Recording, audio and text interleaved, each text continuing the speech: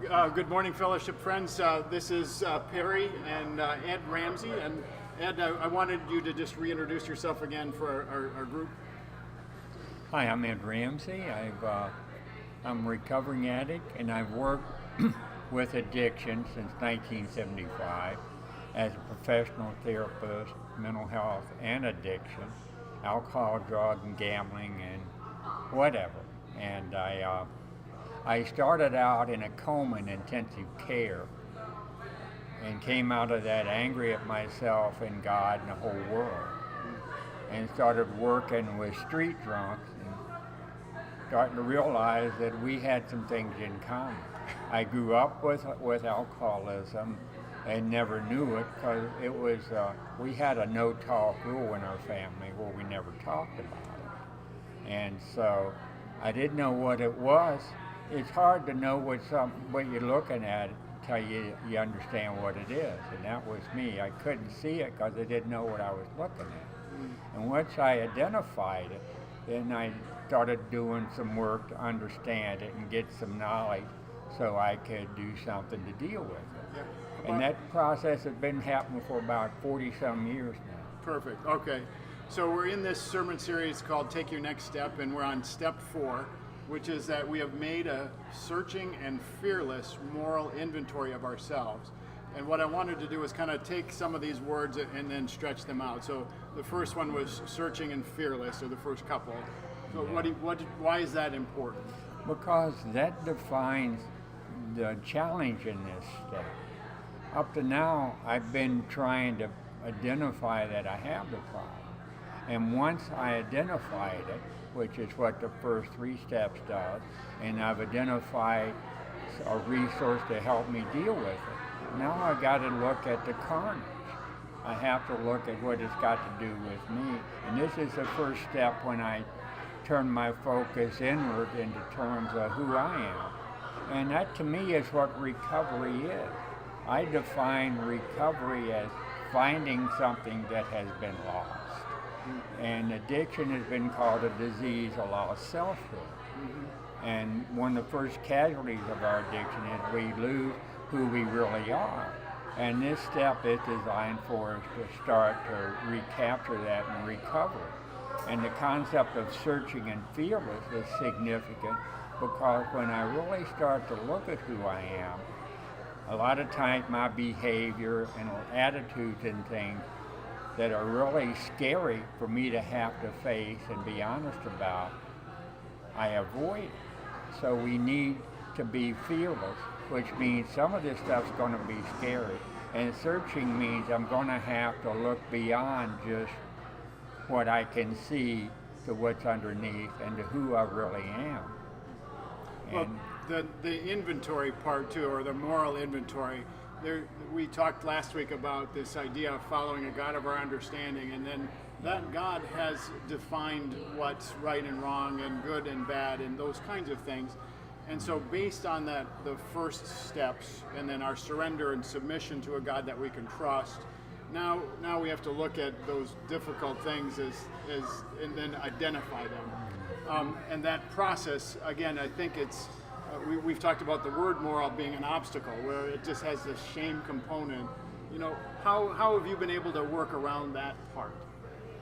Well, it's what you do with it. The word moral and sin, and a lot of those words can trigger shame and that I'm a bad person. And the real key in terms of recovery is to separate who I am from what I did. Now, I've done some bad things, but that doesn't mean I'm a bad person. It means there was something wrong. And so I don't have to change me, I just have to fix what's wrong. Because God made me exactly the way I'm supposed to be. And those type of words are just what they are and what you do with them. We talked about how the concept of morale comes out of the word moral too. Sure. And morale is a positive feeling of being up and being able to do things in a positive way. Mm-hmm. And if I use it that way, because once I identify who I really am, then I'll understand that what my behavior's been conflicting with that. I call it conflictedness. And that if I start living my life around who I really am, then there won't be anything to be ashamed of, and there's no necessarily badness or negativity in that. Mm. So I don't really have to change me. I just have to change what was wrong that wouldn't allow me to to act with who I am. Or as the saying goes, Shakespeare, I think, to thine own self be true. And this step says a searching and fearless moral inventory of ourselves, and not just a behavior. It's not really a checklist of what I did right or wrong, but it's a way of identifying how I got caught up and lost in what was wrong, Mm-hmm. and recovering that. Yep. We talked about how this becomes the step process becomes much more difficult. I mean, it's all difficult going forward, but this is one where you really, the rubber meets the road. Yeah. In my experience, even as a pastor and my own personal experiences, that I've seen people driven to addictions in an attempt to quiet this inner critic that we have. And they either came from a critical parent, it could have come from a critical community that they were in, a finger-wagging church or something like that. But we're so wounded by that inside voice that we try to then find some way of mitigating or to mute it. And that's where I started going down that road for addiction myself. So is there a way to address, or how do you identify that moral, that inside critic? How do you find that out? Well, I think it comes from looking at who you really are. And that inner critic a lot of times wasn't stuff I heard someone say one time that shame, a lot of our shame we borrow from other people and our families and different things. Mm-hmm. And when we have shame, we become an object of contempt to ourselves. Mm.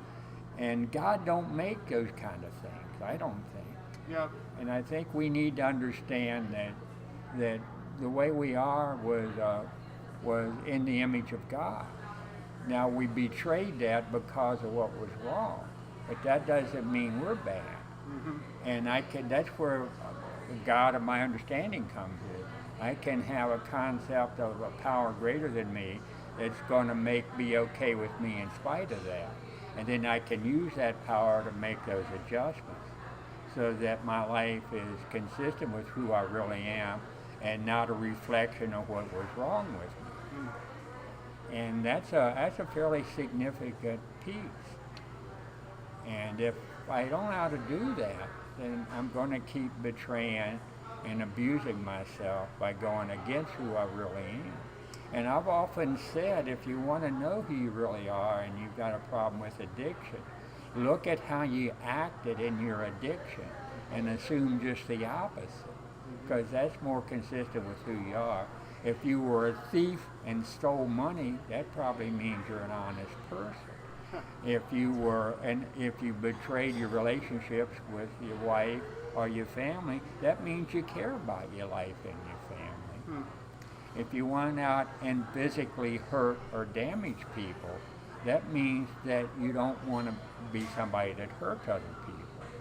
And my experience is, once you start to see yourself from that perspective, you can be okay with that. I don't know anybody who's an addict that could be okay with how they acted, because that wasn't pretty at all. Sure. But it's important to understand that's more about what was wrong than who I am. Mm-hmm. So I'm going to just pause a little bit here, and then I just want to recap. So we have this, there's a God, there's something in us. We talked about the Romans 7, where there's that either the sin or the disease or something that's inside of us that we inherited, that we have no power over, that's causing our lives to become unmanageable.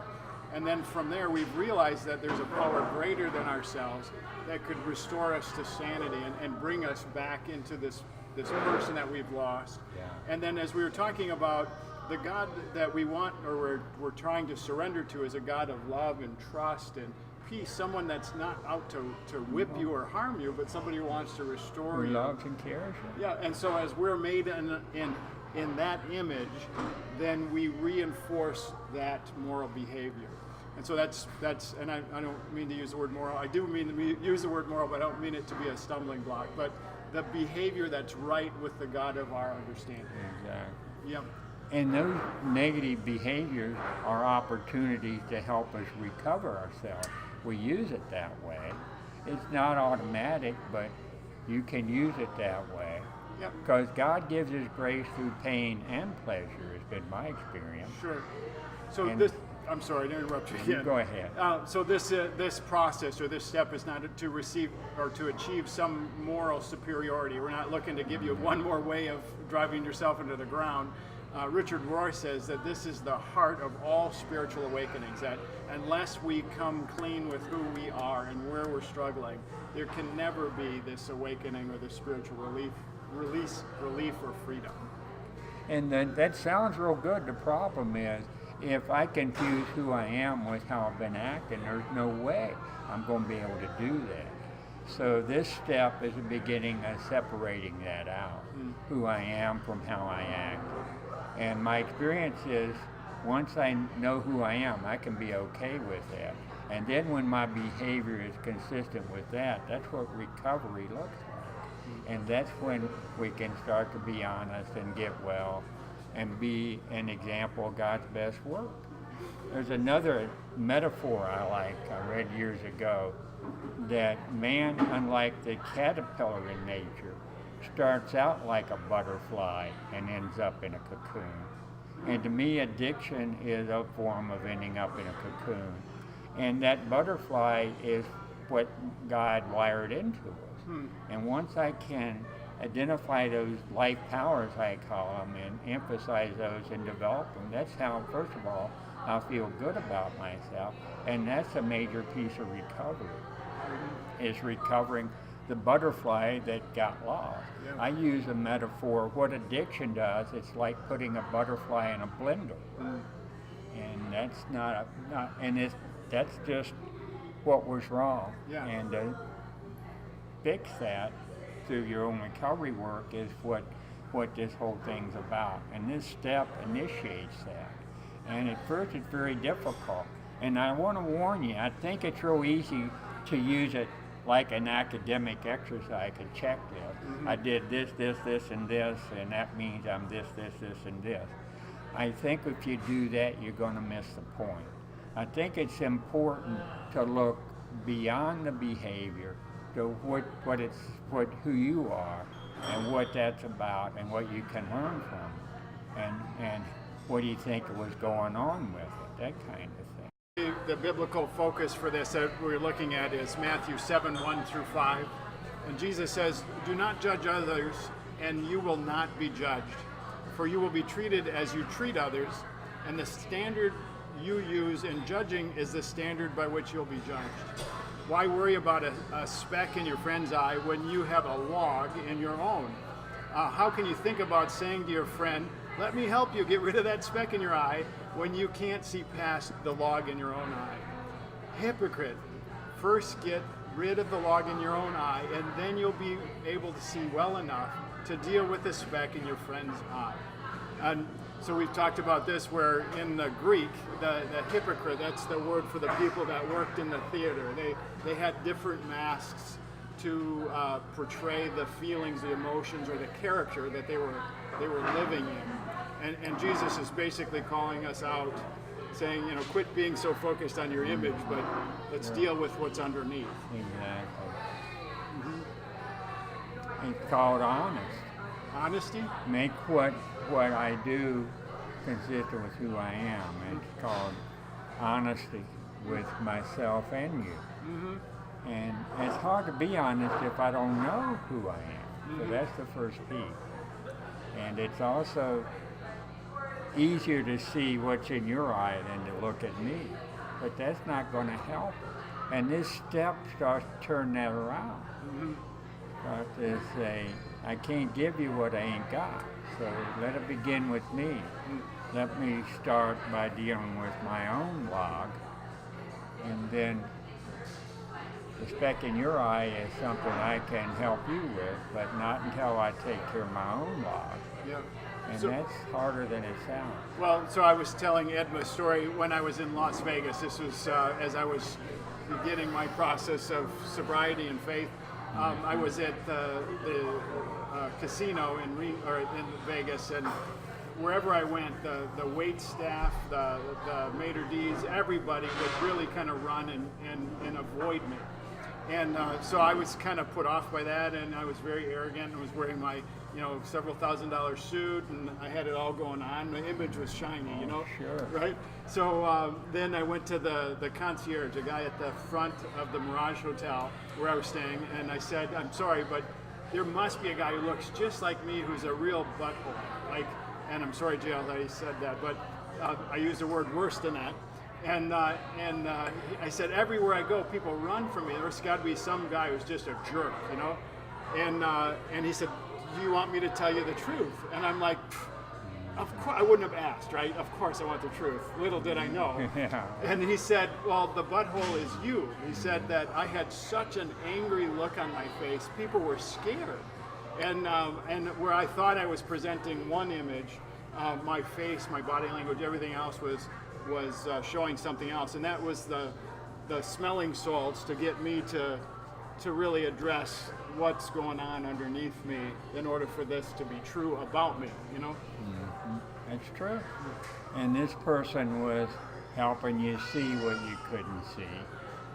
And you were doing what you had to do to try to survive. Mm-hmm. And sometimes what I do to survive can mess me up pretty good too. And so that's it's not uncommon. That whole image thing is how I avoid the truth and how I fool you and myself in terms of what's really going on. And so the steps are designed to get me past that, to identifying the truth and making that the priority instead of that whole cosmetic piece. Unfortunately, our culture is more geared towards cosmetic than it is true. Amen. So you're going to need people to help you with that. It's been my experience, and safe places and safe people before you can do that kind of work. Mm-hmm. Well, this takes me back to the beginning where it's a moral inventory of ourselves. And so the speck in the plank, I was talking with you before that you have to be close enough to be able to see a speck in somebody's eye. You can't see that from across the room. And then that I think that that speck I see is actually a literal reflection of this giant log that's looming in my eye, and I just mistake the speck in yours. But there's that principle that we can't know what we don't know. And so if, in order for me to recognize arrogance or betrayal or anything that I see out there that really causes me internal unrest, it's showing me inside. I think the areas for my moral inventory, I need to look at: am I being honest? Am I dealing with my envy, my pride, my selfishness, those kinds of things? And so I think Jesus, again, was brilliant in his parables because he gets us to think. And again, I want to thank you for being that close friend who helped me see in me the things that I need to deal with. So that's a great part of the process. And that's the good news and the bad news. I know, it's terrible. I hate that part. Yeah. Yeah, I see it, but it might not be what I want to see, but it's what it is. Yeah. So this one also, this step comes with the promise that no matter how far down the scale we have fallen or gone, we will see how our experience can benefit others. And I think that's what we're hoping by sharing our stories, that people could benefit from our stumbling and our struggle. Yeah, because once I reconcile, then this becomes a resource instead of a liability.